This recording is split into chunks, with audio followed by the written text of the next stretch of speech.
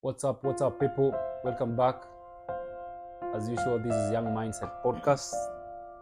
Yeah, Amo, mkuaje bana? Wiki imekuwa tumepiga kazi. Ndio maana tumekutana hapa sasa ku exchange talks yenye imehappen kwa maisha yetu, kwa economy pia. Yeah. Economy ni kuhusiana na dola. Dola imeshuka bana. Bado inaendelea kushuka. Dola imeshuka, ilikuwa imeshuka sana last week. In fact, kwanza juzi kuna ilipiga hadi 132. Yeah. Ilikuwa imeshuka sana, but sasa imerudi imepanda kidogo. Nachezea 143 to 145 hapo. Okay. Yeah, soko ikifungwa Friday think ilikuwa hapo. Yeah. Na pia kuna kitu kingine baadaye imetokea, I think it was on Friday. The country was blacklisted, or graylisting, whereby we are prone to getting money from terrorism and drugs. So inakuwa sheria zetu as a country we are not really so much strict on the financial influence from terrorism and drugs. So we are ni kama wash yani. Oh yeah, like, niliona hiyo. Our economy inatumika to transact money from those activities. So money laundering iko mingi sana. Money laundering in country iko mingi, so we have been graylisted. Okay. That means financial flows into the country will be under surveillance, strict surveillance. Yeah, so somehow inaweza affect economy yetu. Lakini ita affect aje kama wash ndio inaharibu economy, na kama sasa kutakuwa na kuwa surveyed, inamaanisha aje? So like you know there are people who are doing genuine businesses, using those international money transfers like PayPal, Western Union, also bank to bank transfers do happen. So for you to make those transactions, you need to declare.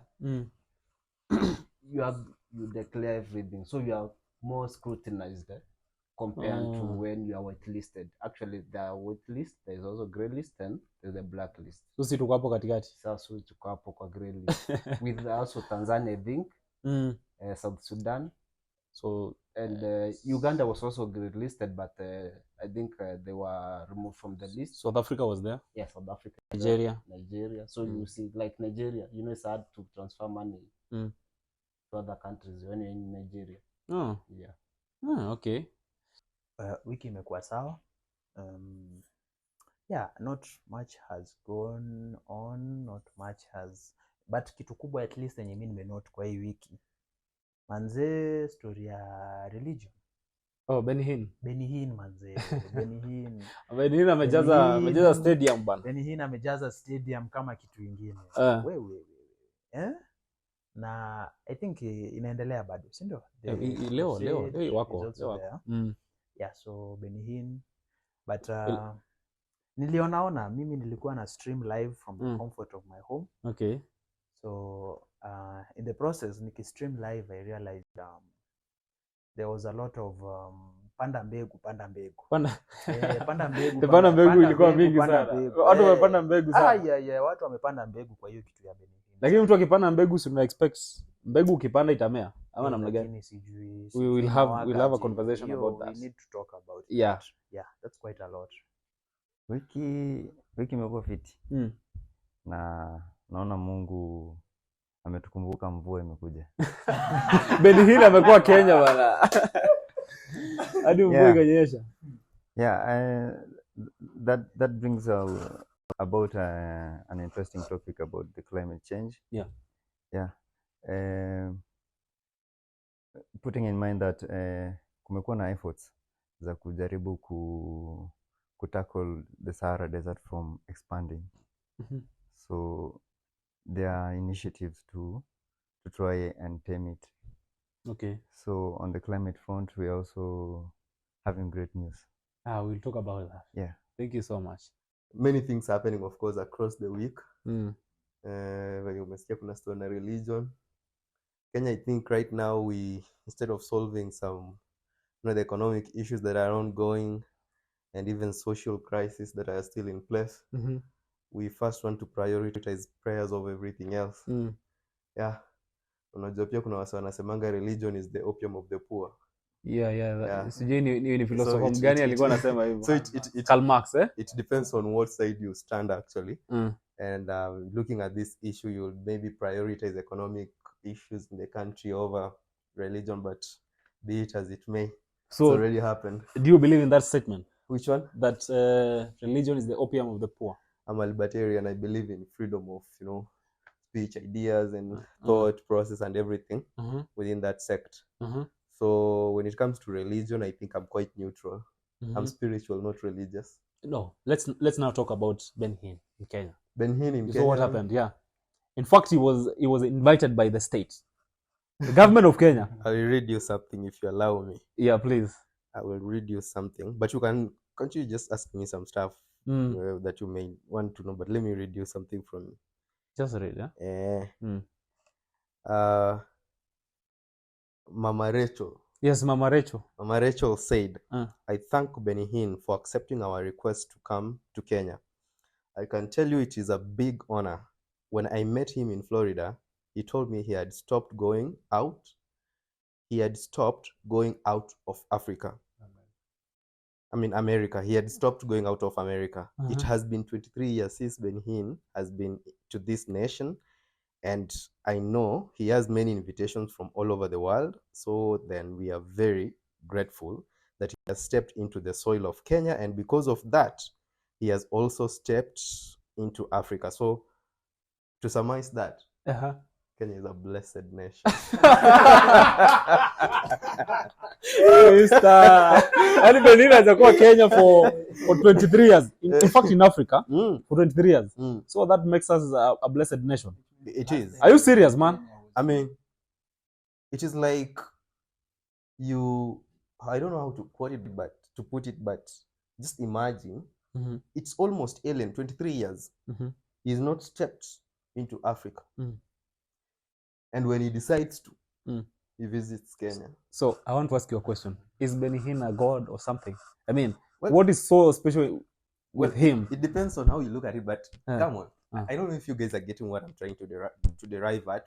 Again, I don't want to put it out there clearly, because I want people to think for themselves. 23 years, not stepped into Kenya. The first lady of a nation decides, checks the ownership, flies to America. By the way, with a crew. Not alone. With a crew. Hey, mister. Gets there, goes direct to Florida, to Ben Hinn. Directly. In person, talks to Ben Hinn. As a nation, we've been suffering. We've been suffering. Things have been going southways. And things are not working. We need to find our true north. How do we do that? Kindly, can you come to Kenya and pray for our people? They need you. Ben Hinn listens to her. And he comes. And he submits.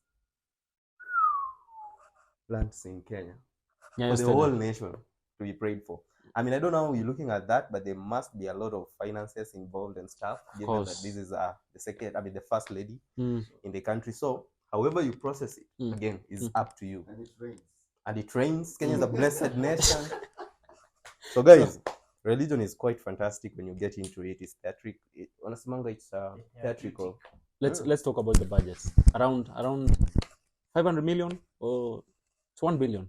It depends on how you look at it. But if you're going with facts, it shouldn't be less than the what you're quoting. A million? What is a billion? I'm talking about a billion, not a million. 500 million is what you said first. Yes. And that's where I could maybe linger. But anything below that, this is Ben Hinn we are talking about, bro. But we have a lot of issues in Kenya.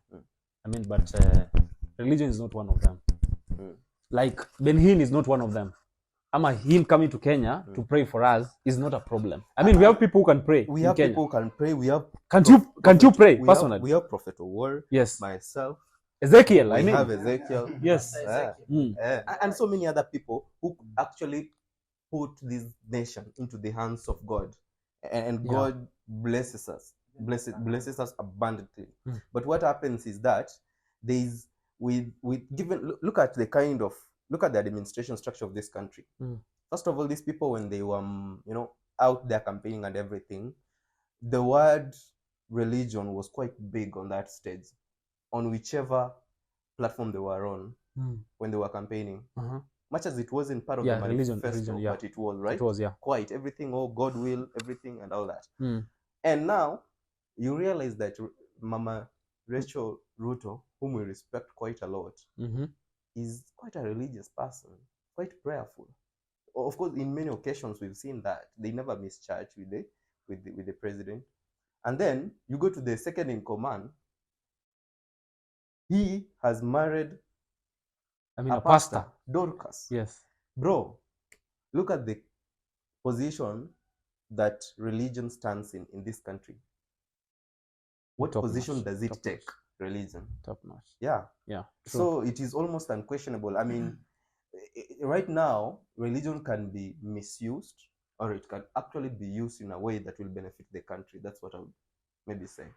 So Hinn being in the country, it could be one way that religion is being misused. It could be one way that religion is being used to bless the country. Again, I'm quite neutral on the issue.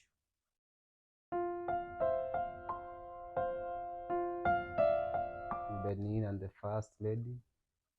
It's a hot topic, Yeah. in this country, especially where most of the people are religious. But I believe the young generation, they are spiritual. Yeah, we are spiritual. I mean, human beings are spiritual. Spiritual beings. Spiritual. Yeah. The issue of Hinn, well, it caught me, let's say, off guard, or should it be a priority? Like, you never expected that. You never expected Hinn to come to Kenya. Because we have problems left, right, and center. Well, to see the state championing for one religion, I believe Kenya is a secular state to begin with. A secular state? Kenya Are you? is a No, secular Kenya state. is a Christian Kenya is nation. a Christian state. Yeah. 68% of Kenyans are Christians. They identify as Christians. So what Yeah. happens to the other Around 16% But identify as Muslims. Yeah. Around 2% Mm. atheists. The rest, I'm not quite sure, but we don't have a state religion. we don't have a state religion, but we have different religions in the Yeah, country. exactly. So the moment we take one religion and make it like Which religion? The Christianity now. yeah, like the Christianity. But We've had functions. almost you're forgetting that when you're talking of religion, even look at the places within Nairobi. Look at where you come from. Okay, like just 2 steps or 3 steps away, there must be a church. I mean, cross-sectionally looking at it, there must. If you're not living, if your neighbor is not a church in this Nairobi, you are rich. If you're not, so let me If your ask you. neighbor is not a church, if your neighbor is not a church, Yeah. Let me ask you one question. We have. Let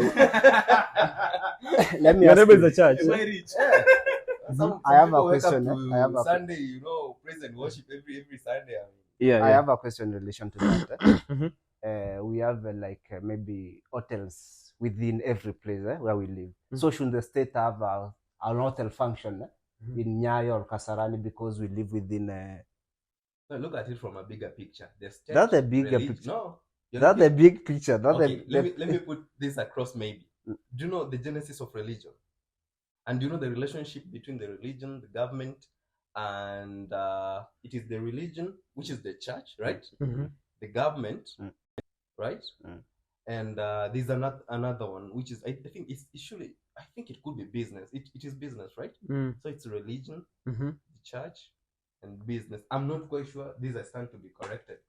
But then when you look at the relationship between the three, is that at some point in history, which I don't want to go into, the church married the government. The government, yeah. Okay? And they've been working together, hand in hand, trying to strengthen and straighten things in the system of governance, like just across the world. And this was very strong from Europe, and then it came down to To to, of Africa. course, Asia and every Yeah. other place to Africa. Mm. So you bringing in, I feel like personally bringing in the issue of a hotel, and then want to compare with something as strong, as As the re- historic as religion with government in hand, bro, you're losing it. You differ. Now tell us what you feel. Then the issue I've brought up, you have given us as churches within where we live. Also, an hotel is a basic need, I think. Like religion is basic for everybody, food is basic. So I don't think where the food should be maybe downgraded and uplift religion. These things they go in and add. Food and religion. You cannot live in a country or maybe be able to perform your daily duties on an empty stomach. So what is your point, Amo? The government should have put a sherehe. You remember Oh, he's talking about the sherehe. You remember what Gachagua did to Mount Yeah. That is what the guy is talking about. The government should have instead put But a then- sherehe somewhere not- and invited in Nyayo Stadium all people to eat. Not that. National But eating Kenyans are ceremony hungry, was man. powerful. Kenyans are very hungry, by the way. Exactly. Yeah. We People are agree for sleeping. jobs. We agree for Yeah, money. yeah. We agree for dollars. So we are not hungry for prayers. Well, prayers they can. Don't you think we need prayers? You need them, man. We need prayers. Uh, We need prayers, but it's not the function of the state. Yeah. Either the first lady to facilitate the prayers. We have our parents; they do pray. Mm. We have our girlfriends and wives; they do pray for us. you don't pray We yourself. do pray also. I also Yeah. personally, actually, Uh-huh. I'm a very prayerful person. But Ben Hinn is a man of God. I mean, Who isn't a man of God? he's a man of. Yeye ndo amewekwa hapo. You know, when you look at these things, Uh-huh. As he said, Mhm. religion is the opium for the poor. Mm. So they are using it. But he said he doesn't believe in that, Well, right? Frank, said- you say you don't believe in that statement. The That statement religion is that the- religion is the opium of the poor. Yeah. I mean, again, I say that I'm neutral on the issue, right? Oh, yeah. Because Mm, I stand for freedom of ideas because I'm libertarian. mm, But trying to run away from facts mm-hmm. is shooting yourself on the toe. And I'll tell you why. Show me a country that is doing well economically, like like those whatever, when you're talking about US and everything. I don't want to give those examples, but those countries that are doing well economically. Uh-huh. How shouty is religion in those countries? How I'll shouty give you is an it? example. Because looking in Africa, Mm. bro, Christianity was brought to Africa, was imported to Africa, but it's quite popular in Africa than anywhere I've ever been. Exactly. No, you agree Yeah. with me. I'm not in agreement. I'm just giving you facts. Mm. Yeah. So look here, as you have stated, Uh-huh. the countries where religion doesn't hold that much publicity, or maybe our officials, the leaders, they don't try to that they portray themselves as religious. They just create an image. It's an illusion. They are not what they portray. Okay. Look at the Scandinavian countries, for Mm. example, the Norway, the Sweden, the Denmark. Mm. Those countries are progressive. The education from primary to high school to university is free. The Does health it- centers, they are perfect. Does it mean in those countries there is no religion? It is there, Ah. but it doesn't own the place like how. Are you sure? Yeah. Are you Yeah. sure, Yeah. Frank? Well, if he has facts, Uh, again, uh. it works. Right now in Kenya, there's a lot of poverty. Sindio? Mhm. And every Sunday, Mm. people give. We give tithe, we give offering, we give gani zingine zinaua zinaitishwa Fast fruits. fast fruits, such things. Nunulia pastor gari, Mbona pastor yako atembea? such things, But we have a lot of, in fact, in those churches, there are kids who are not going to school because of what? They lack school fees. Tell us what you think about that. Well, first of all, I beg to differ with all of you because all of you, Mm. I believe in the topic of religion. Mm. I am among the few who have been, privileged to have gone through that aspect of religion. But I'm religious, I'm very spiritual. So I believe a lot of things you people have talked about here. What's funny? What's funny? The guy is spiritual. No, the guy is spiritual. This guy says he's among the few, but in Kenyan home, everybody almost goes through that. Yeah. So You're the chosen one. I'm among the few because I can state Mm. you talked about history of how the church was married to religion. So No, the church was married to the government. the The government, government. isn't it? That's what we talked about. Mhm. But you see, that's not the case right now.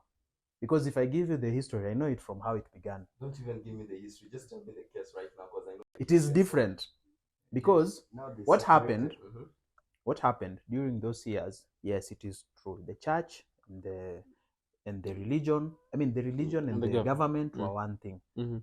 Before there was a change in regime towards Emperor.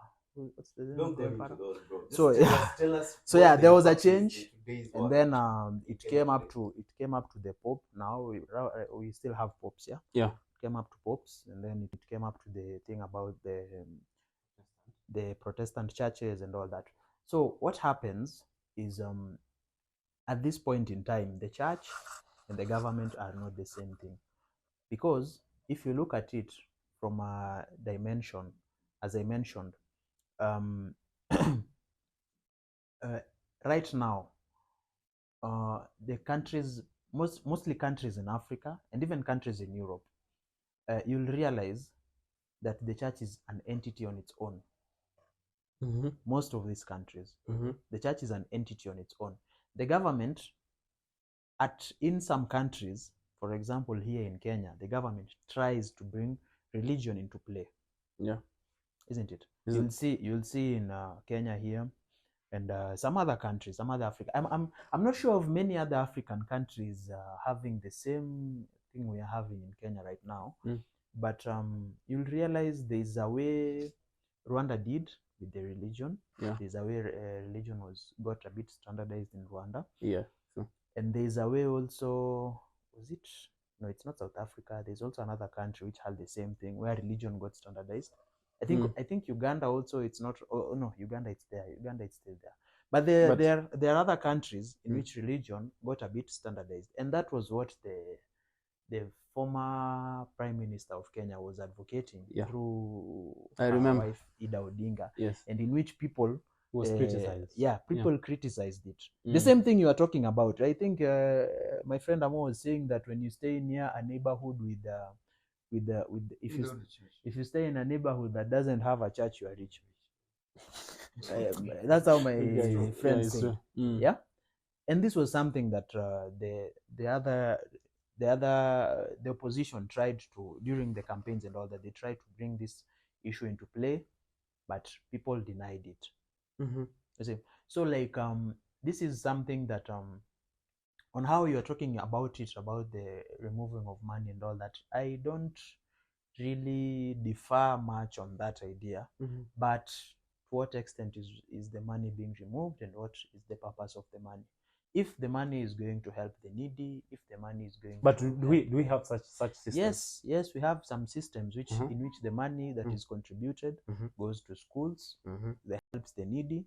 But the problem is in this time and day right now as we are speaking, the churches that are coming up, the many churches that are coming up, and some of the previous churches, you'll realize it's actually the majority of the churches that are coming up. Churches that have come up in the last 30 to 40 years. Yes. A big number of them are preaching both prosperity gospel, and the money that comes into churches is not going to help as it used to. Look at previous years. Look at maybe 40, 50 years ago. You'll realize that mission schools, mission hospitals, mission churches, they were run by churches, these things. So where did we go wrong? What happened? We went what wrong. Changed? I believe we went wrong on when after independence. I think that's where we went wrong, because this thing we started running it as Africans, and most of the things we saw as Africans, you'll realize that what we call in Swahili mkoloni mweusi, you'll realize that's what came into play, because now we wanted to gain wealth out of the things that were already there. Yeah. So it became very normal for people to take up institutions that were there to help people for their own gain. Yeah. And that's what has happened until now. Now, in the last 30 years, that as I was saying, you'll realize that churches that come up in the last 30 years, they don't have all those systems that are there. You'll realize the money that was being given out over the years is still the same. You'll realize those years people used to give offertory. Those years people used to give tithes. Those years the first fruits, I believe. You'll realize in those years people used to come. You'll see the women, the men. Women used to come with plantation food from the farms and all that. Take them to church for the blessing and everything to happen. And then whatever comes out up there, you'll always see that a church is there and a school is there where the people from the community were learning. So these things were there. But now what we are having is very different from what we are supposed to have, because what we are having right now is a system whereby churches are cropping up.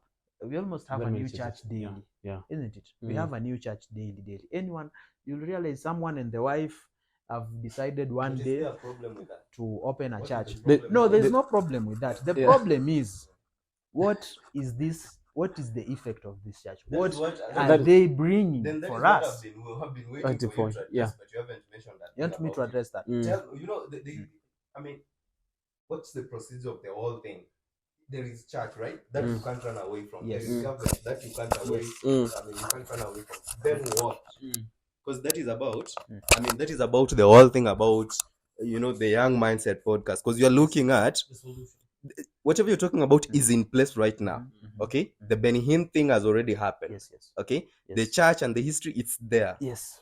But what is it that we can do or we are doing towards addressing those challenges? I think that is quite a question that we should be revolving around and pouring a lot of time in than anything else. Yeah, I think the best solution is that because this is not something that it is, yes, in some way it can be done by the people. It can be some sort of revolution, but I believe the government has a role to play in this. I believe first things first, the churches should be regulated. That's a fact. Churches should be regulated so that we don't have people being preached to, being told that to go kill themselves or to go do things that are not relevant. We had that issue in was it Mombasa? Shakahola. We had that issue in Shakahola where people are being told to do this, and the most recent actually is some pastor trying to have a good time with her. Yeah, I saw that. I saw that with the lady. So that's one thing. Trying to have some good time, some good feeling. and the guy was told, he's so spiritual, man. Having a good time Man. So that's the first thing. Regulation of churches.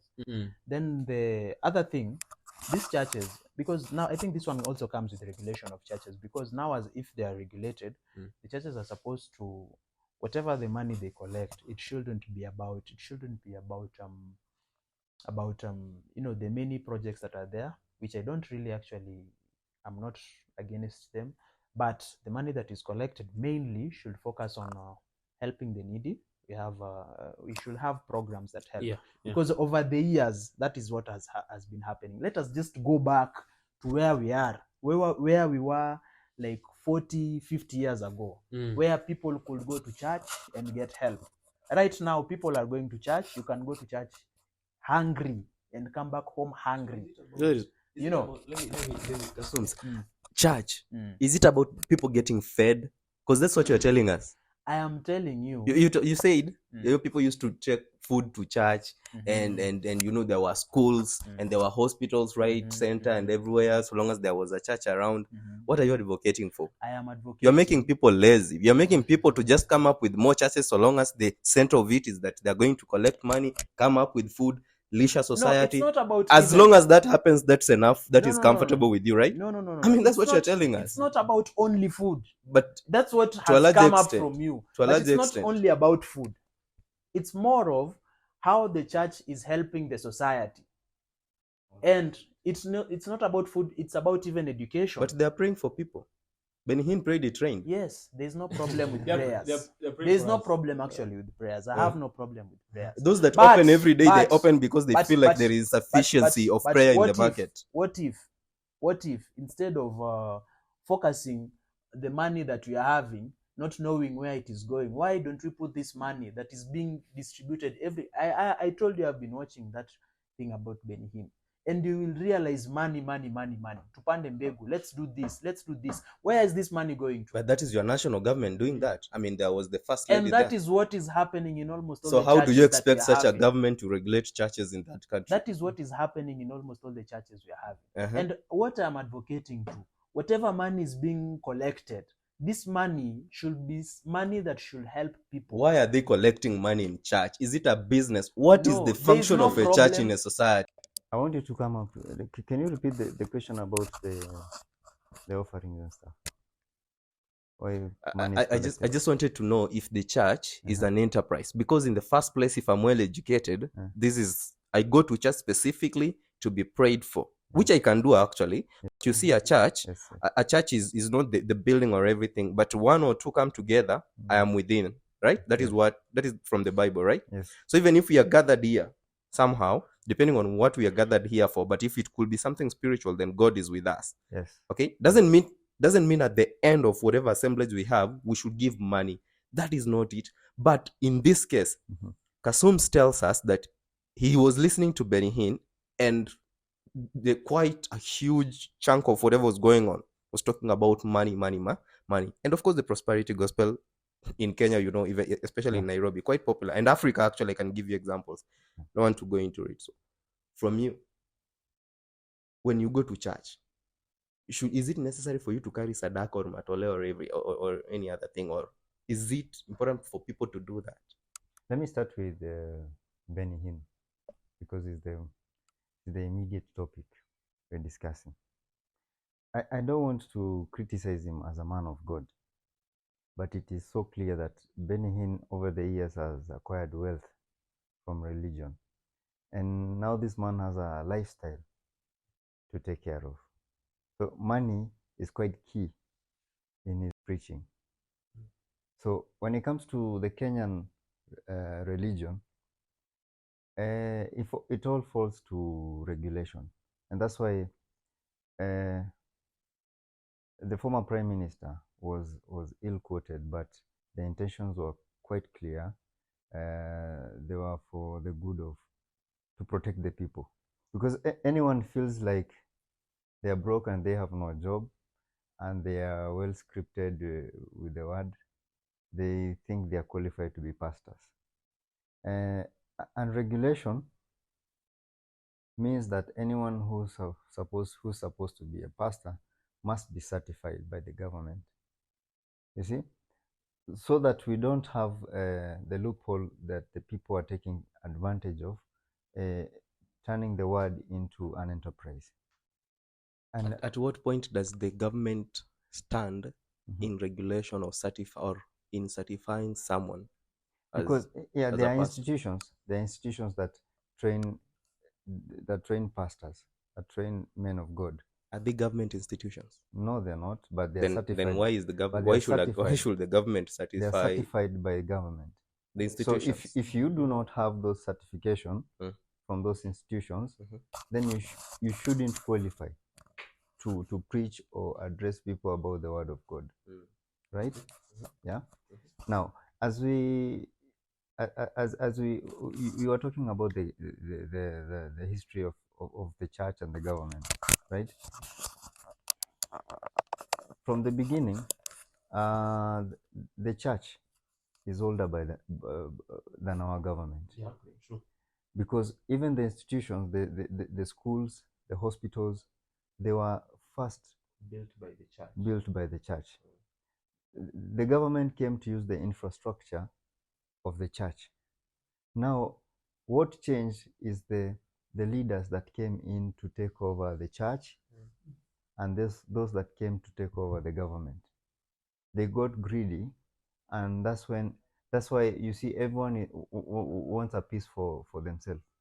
Because if you have a church, you have unregulated source of income. You can't, they don't come to us for it. It's only until recently when they started taxing churches. Yes. I don't think they. I don't think they are. They're supposed to be. There was a proposal. Yeah. But it was fought. It was fought. Yeah. So I think the government needs to do more to regulate people. Actually, you may start a church, fine, but if you're satisfied, go ahead and do that.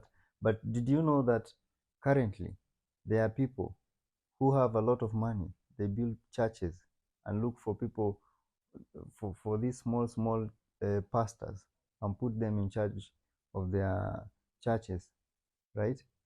And they pay them salaries, but the offerings and the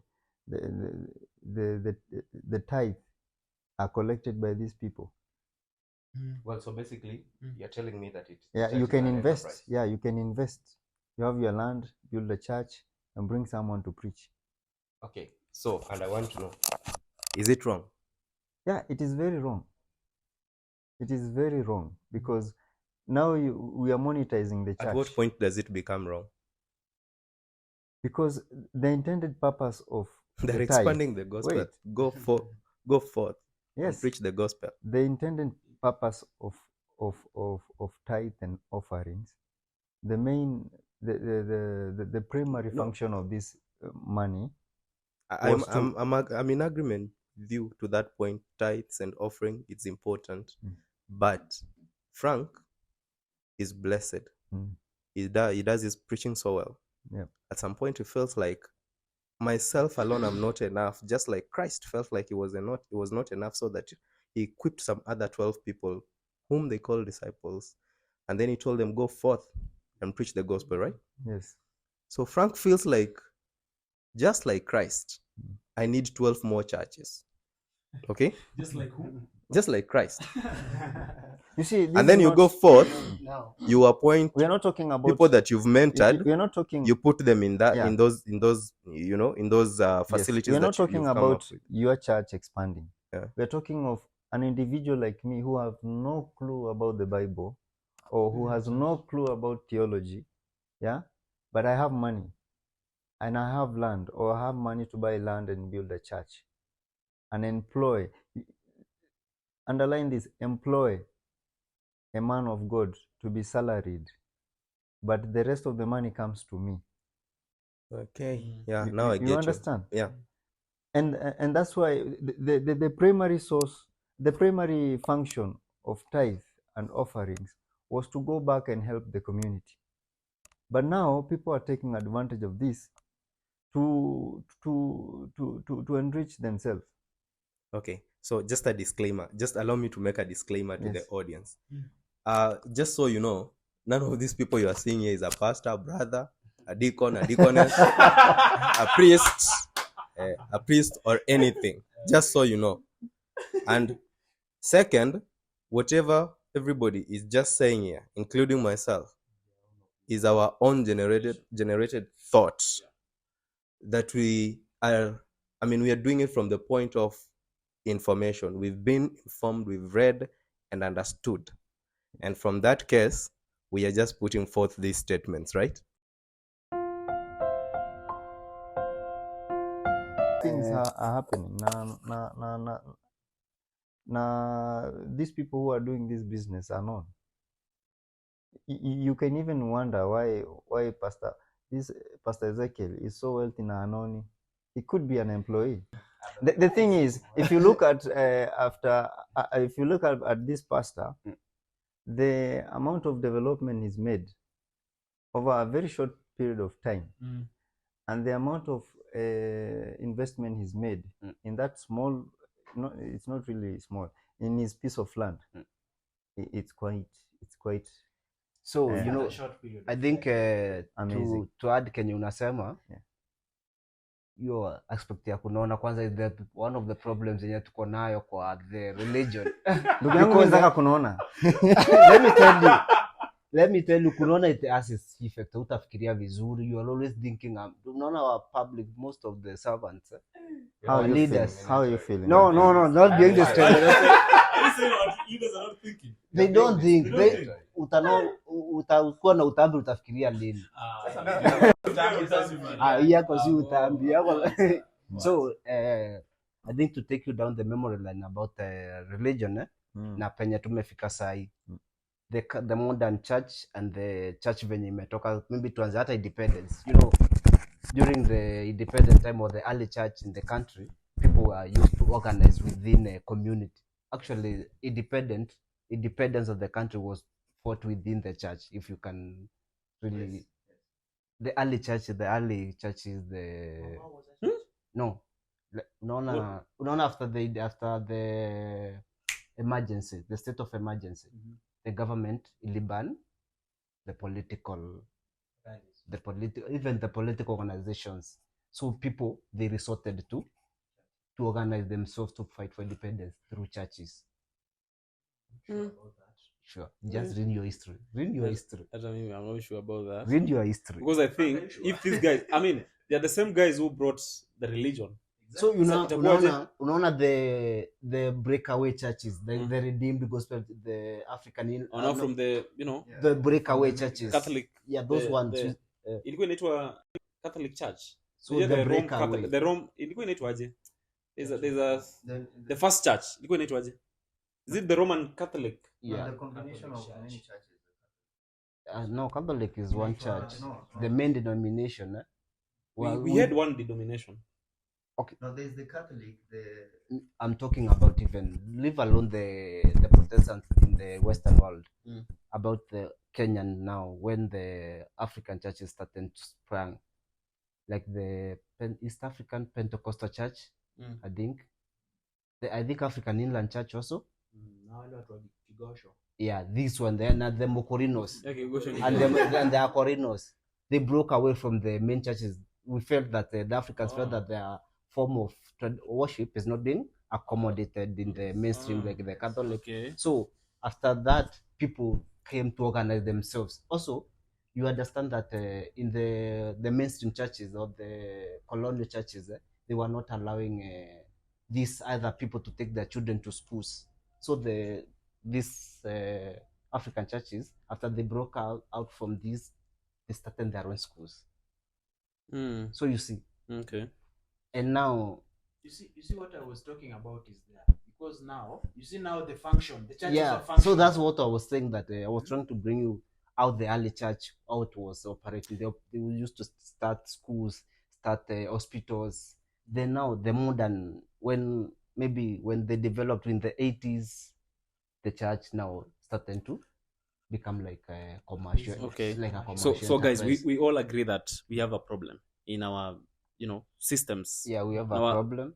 We have a huge problem. Yeah. Okay. We have been thinking going to church and giving is not a bad thing. I'm not against it. But now, I mean, we are sourcing money outside the country. Aid, to be precise. Aid outside the country. We have a lot of resources in Kenya. We have a lot of churches. There is a lot of money being given out in churches. Why can't we use that money to fund our own programs? If it's a health program, if it's to build something, if it's to, all the programs we have, issues that climate change are, we can use churches, to mitigate all that. But now, because pesa yote inatolewa kwa kanisa inaenda kwa mtu mmoja ama few people. That's the major problem. And it's every Sunday untaxed. We see you have a problem. So, in fact, mtu yote mwenye anaenda kusimamia kanisa anafaa kuwa anafanya kazi. Those guys should be working. You should not be dependent on the church. Even I guess even Jesus was working, man. He was a carpenter. I mean, son of a carpenter, not a carpenter. I mean, Son of a carpenter. because Even Paul was a tent maker. there is this. I always think there is. Yeah. And Peter was a fisherman. Yeah, you guys were working. Like walikuwa na pesa. We have Matthew, a tax collector. Matthew was a tax collector. Judas Iscariot was a financial officer. Exactly. He was a financial officer. The guy hardly defending the churches in there was this time Jesus, in fact, he was very annoyed. Alienda kaingia kwa church akaona these guys are doing business in church. I think that is what is happening right now. Akawapiga vibaya. It's not that at Jesus aliingia, maybe then aliingia akaona they are doing physical business. But say right now they're not doing a physical business, but we can notice. You know what, these people, Atanyorosha watu vibaya sana. atawanyorosha alafu you see they justify these things saying that we are commanded to give to the it's usually Malachi 3:10. bring all your first offerings. There's that one in Malachi. It's Malachi. It's Malachi. The whole of Malachi chapter thing. 3 talks about tithing. And now also you see the traditional during those other days, the people who are serving the priest, I think the high priest, they used to live in the church. They were dedicated, their whole life were dedicated to the service.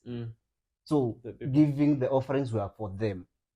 The offering was to be used maybe to the burnt offerings, and the other one was to be used by the. But don't we still have the same in Catholic churches? Yeah, Catholics, they have the same up to now. So, but you know, those people, they are given just tokens for appreciation for their work they do. Me personally, because I think churches have been invested. Even the Catholic churches, these big churches, they are investing. I mean, it's a business, man. Wanaenda they are building schools, 2 schools. Si watu wanalipanga? Yeah. Yes, sindio? Hospitals. Ukiingia hapo unalipa. So I mean, na ni pesa umepewa, ni pesa ya bure. I mean, watu wamekuja wakatoa. So hiyo pesa inafaa kuwa inasaidia watu. Like watu wenye hajiwezi. Personally, I cannot afford to pay school fees. Tunaenda chukua mtu, we can build like a foundation. Tunaenda chukua the less fortunate from the society. We educate them for free. But right now they're not doing that. They build good schools. Mabwenyenye kwanza ndo wanaenda hapo kulipa.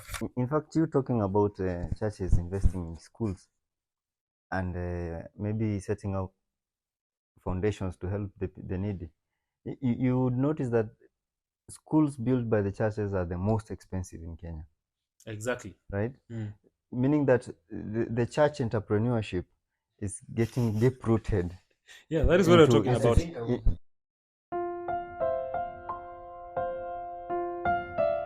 Not be a business. I would say if the church builds a school and asks for school fees, that should be a public school. It should be a public and school. The money school fees being paid should be paid kwa Ruto alisema tulipo wapi kwa e-citizen. No, in fact kuna wale students wenye wanafaa kuwa sponsored by the church. Yes, people from the church, from the sadaka we give, from the offerings, we sponsor those kids. Yes, that's why I'm going to, because you find businesses and financial institutions are taking up the mantle that the church should take. Look at the Equity Foundation. It's taking up the mantle that the church was supposed to fund poor background people, children to go to school. Now the other people who have nothing to do with religion are doing this. Even so the church, even opposition should be done by the church. Yes, keeping the government accountable, but it tries to do that. But you see, the church should under regulation, the church should declare how they've used their money. Apart from paying pastor, hii pesa ingine ya tithe yenye imeingia, where did it go to? You know? Hey, but the churches have projects. So the churches have projects everywhere. Number one, for the church projects, we have the building of the church. You will find that most of these churches, they are the ones you are talking about, those ones in the neighborhood and all that. They're usually small churches. So they always try to expand. The money you give there in church, they buy plots, they go and start to build a church. No, that's number one. Mr. Kasum. Number two, to collect more what? I mean, it's a business. Mr. To Kasum. collect. I am not yet there. That's number one. Number two, they have projects. They put perimeter wall. Number three, they have projects. What do? Mr. Kasum. They build schools. Churches build schools. The only problem with the church institutions and schools is church schools built by the church are quite costly. That's my point. I'm saying this. We do not have a problem with the church collecting money. Let them collect the money. Let them show us that they built a perimeter wall. Let them show us that they expanded their church. Okay? Let them show us that they paid the pastor. But the rest of the money, where did it go to? Because if it was invested in a personal business, then that personal business should pay taxes more taxes. Yeah. You see? And then if the churches have started a school, where is this money ya shule inaenda wapi? Kwa sababu kama hawatumii pesa kufund half of the student wakuja wasome na wakule na waishi, where is this money going to? Right? There's really a lot of questions in that. Yeah? And that's why you see everyone sees an opportunity. Wacha nianzishe kanisa, nipate changu, nipate do. Yeah? Because the government has no regulation on that front. But I think there's one, I don't know about the rest, but there's one church, this one which we had the provost go to advise the Anglican church, yeah? The one which we have the provost go to Canterbury to be the advisor. Anglican church, All Saints, the one in town. Yeah, Wainaina. I liked that. I liked the thing about that church because it was quite transparent, and there was always that. I've gone to that church a number of times, and there was always that kashit which talked about everything. The money was collected. The accountability. Yeah, it had that sense of accountability, and I believe if it could have been the same in a number of churches or in most of churches. SDA also has that, and this is something that is in some of the churches, but is not in most of the churches. And as the audience, we will really like us as the panel which we are here. The nation. Okay, the nation, yeah, generally the nation and the world and the people who are here. It will really be good. It will really be advisable if this money is accounted for. Let us know where the money from the church is. As the members of the church, let us know what this money is doing and everything that is associated with the money that is being brought about. Let it not be only about bring your money, and then after we bring money, you say that God is going to give us tenfold when we go home. It is going to be good. Life is going to be good. Yeah. Of course, yeah. Let us just see an effect. Let us see something out of it. Yeah, that is good. Yeah, so our viewers, first of all, see what happened. We are all Christians, and we are personally, I'm a true believer. In fact, I was brought up in a Christian family, and I thank God for that. Me too. But there are things which happens, you have to question some things. Usikae tu uko hapo tu and you're not like, you have to question vitu ukiona zinaenda they are going wrong. Because personally, I always say, siku moja tu nikipata good money, I'll build a church, to build a school yenye itakuwa na sponsor those kids hapo free of charge, because that is what a church should do. That's what religion is. Yes. There's a verse, I think, in Proverbs, it says a good religion, a true religion is whereby you visit the poor, you visit the widow. Exactly.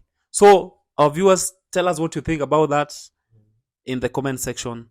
Don't forget to like and subscribe. Thank you so much. Before you conclude, just one thing. Before you conclude, just one thing. The thing about regulation of the noise is not only about churches that do that. The noise regulation should be regulated not only in churches but also in this transport industry and also in mosques. I grew up. Let me use the word grew up. I've grown up in California, and I can remember during Ramadan. Which California? In Not Kenya? California. No, not the other one not Isli? the other one the one near Isli.